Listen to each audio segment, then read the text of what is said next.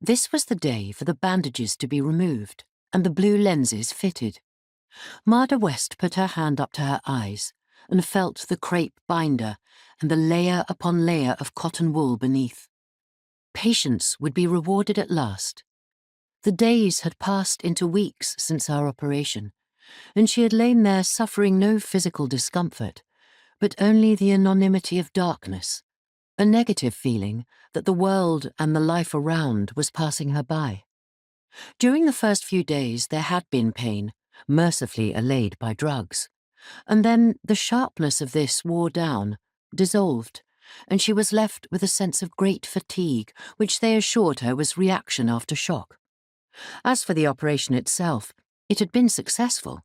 Here was definite promise, 100% successful. "You will see," the surgeon told her, more clearly than ever before.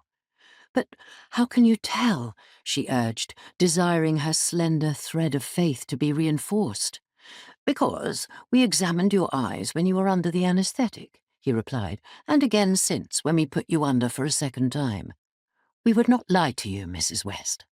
This reassurance came from them 2 or 3 times a day, and she had to steel herself to patience as the weeks wore by, so that she referred to the matter perhaps only once every 24 hours, and then by way of a trap, to catch them unawares. "Don't throw the roses out, I should like to see them," she would say, and the day nurse would be surprised into the admission, "They'll be over before you can do that," which meant that she would not see this week. Actual dates were never mentioned. Nobody said, "On the 14th of the month you will have your eyes." And the subterfuge continued, the pretense that she did not mind and was content to wait.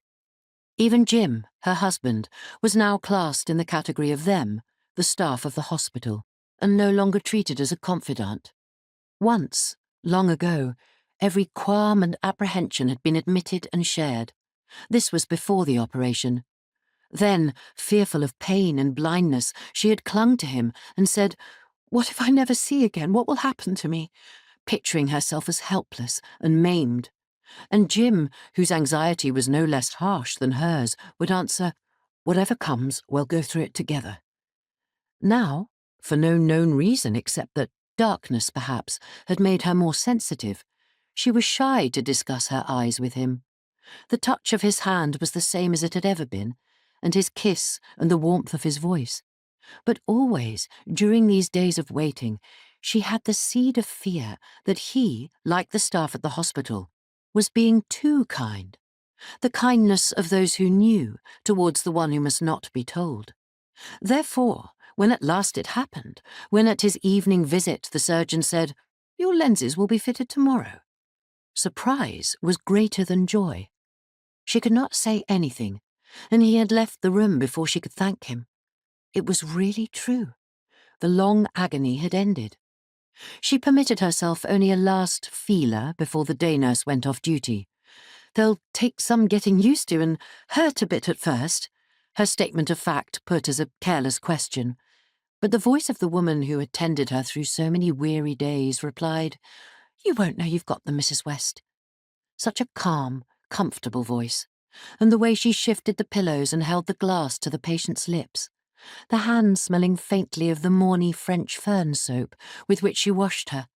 These things gave confidence and implied that she could not lie.